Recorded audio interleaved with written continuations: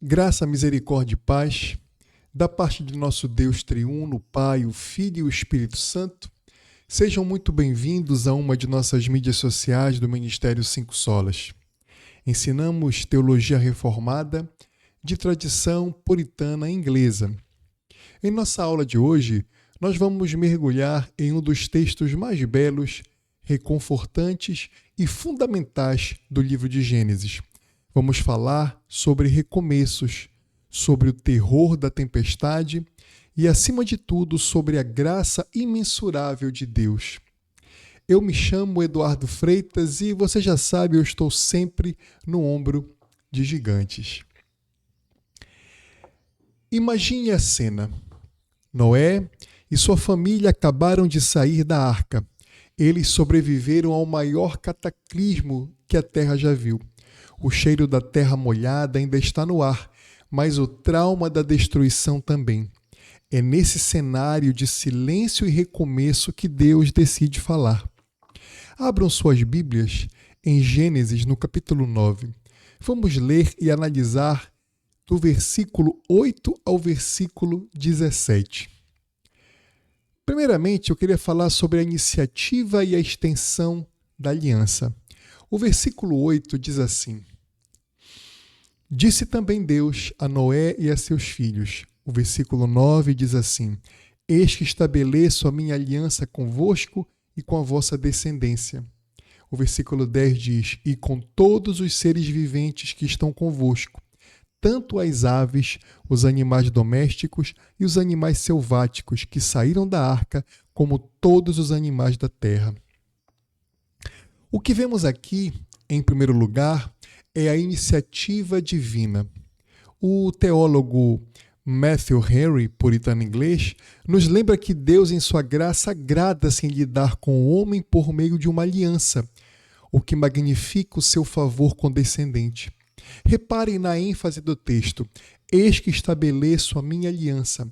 Todas as alianças de Deus com o homem são feitas por sua própria iniciativa.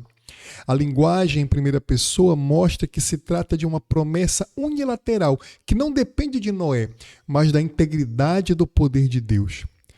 Mas você pode perguntar, por que Deus fez isso ou faz isso exatamente neste momento? João Calvino, o professor de Genebra, nos dá uma perspectiva pastoral maravilhosa. Ele diz que a memória do dilúvio poderia trazer novos terrores a Noé e a sua família. Pensem bem, toda vez que o céu escurecesse e as nuvens se juntassem, o pânico poderia tomar conta deles, temendo uma nova inundação. Deus, conhecendo a propensão da mente humana à desconfiança, ele remove essa fonte de ansiedade. E notem com quem a aliança é feita: com Noé, com sua semente, ou seja, sua posteridade, e até mesmo com os animais. João Calvino destaca que Deus faz isso não porque os animais tenham fé ou compreensão, mas para demonstrar que o efeito da aliança para com eles é unicamente a preservação de suas vidas. A graça de Deus transborda para toda a criação. E mais, esta promessa é feita a nós hoje. É uma aliança comum a todo o povo que prosperará até o fim do mundo. Você está sendo edificado por esse conteúdo? Inscreva-se neste canal, curta, comente e compartilhe.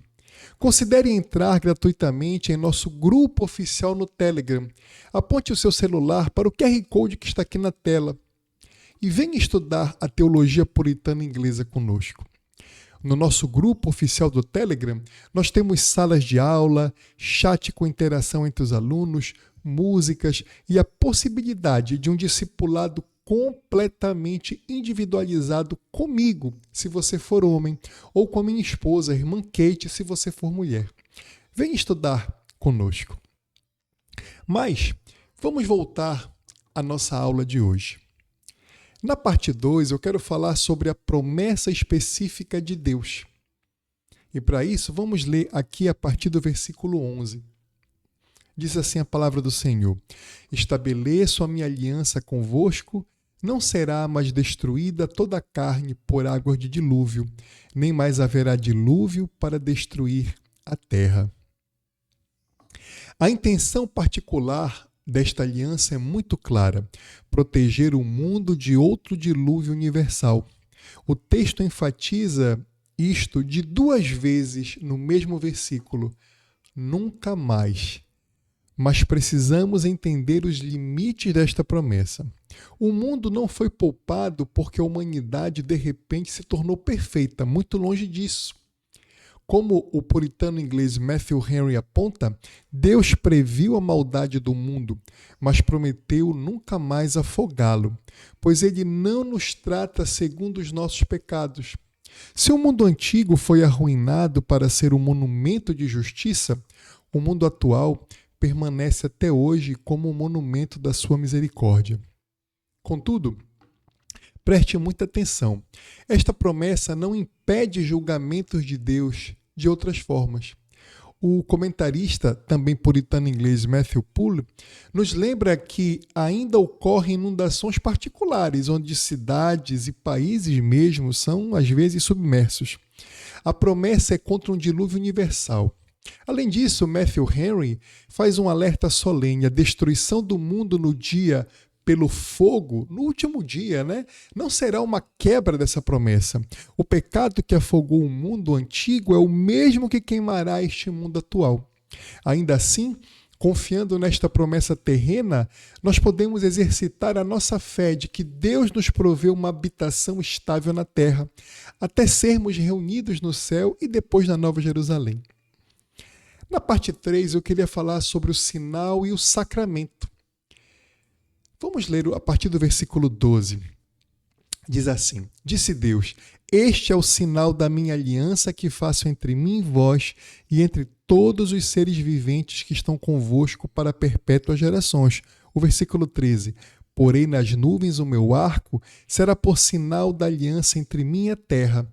O versículo 14 diz: Sucederá que quando eu trouxer nuvens sobre a terra e nelas aparecer o arco. O versículo 15: Então me lembrarei da minha aliança, firmada entre mim e vós e todos os seres viventes de toda a carne. E as águas não mais se tornarão em dilúvio para destruir toda a carne.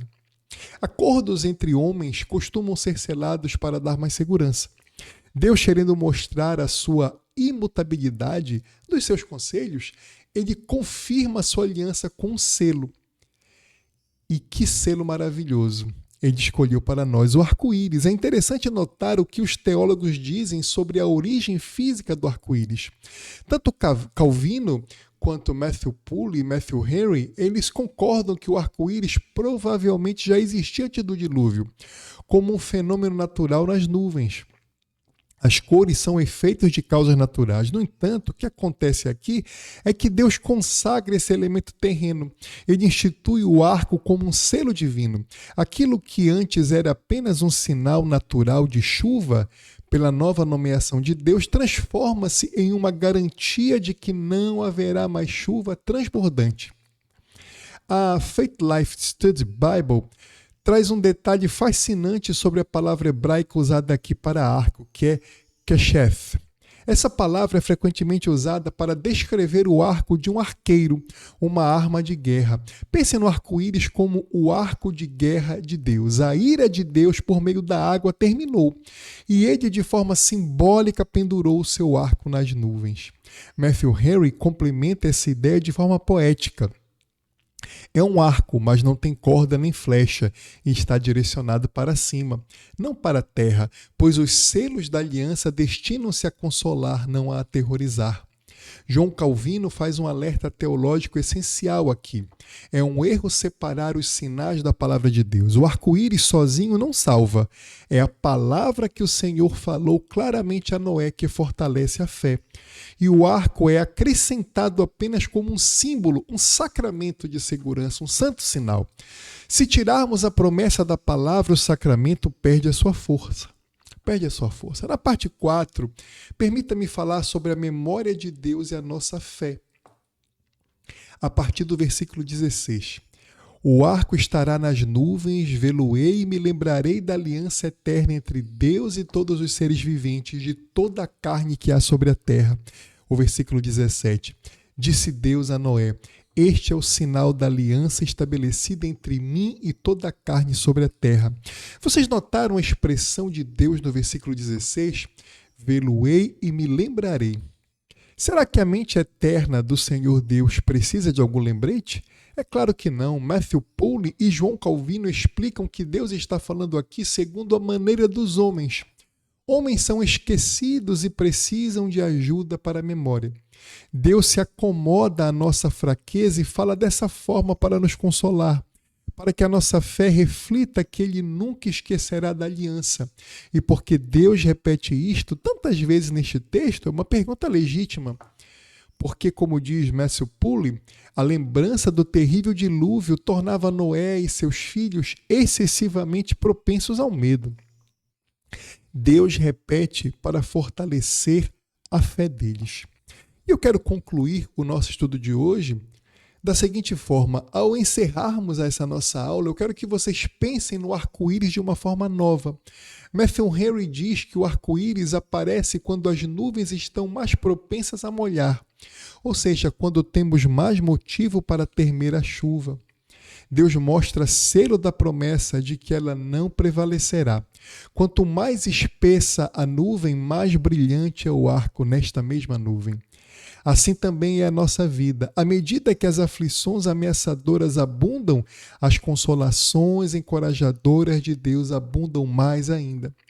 Portanto, da próxima vez que uma tempestade se formar na sua vida e você vir um arco no céu, lembre-se, Deus pendurou seu arco de guerra. Ele se lembra de você. Olhamos para o arco com fé e gratidão, dando a ele a glória de sua misericórdia. Muito obrigado pela atenção de todos vocês. Que Deus nos abençoe e até a nossa próxima aula, se Deus assim permitir. Eu me chamo Eduardo Freitas e eu estou sempre no Ombro de Gigantes e você está em uma das mídias sociais do Ministério 5 Solas. E você acabou de assistir a nossa exposição, o nosso breve estudo de Gênesis do capítulo 8 aos versículos, do capítulo 9 dos versículos 8 ao 17, sobre a temática A Aliança do Arco-Íris. Fique com Deus.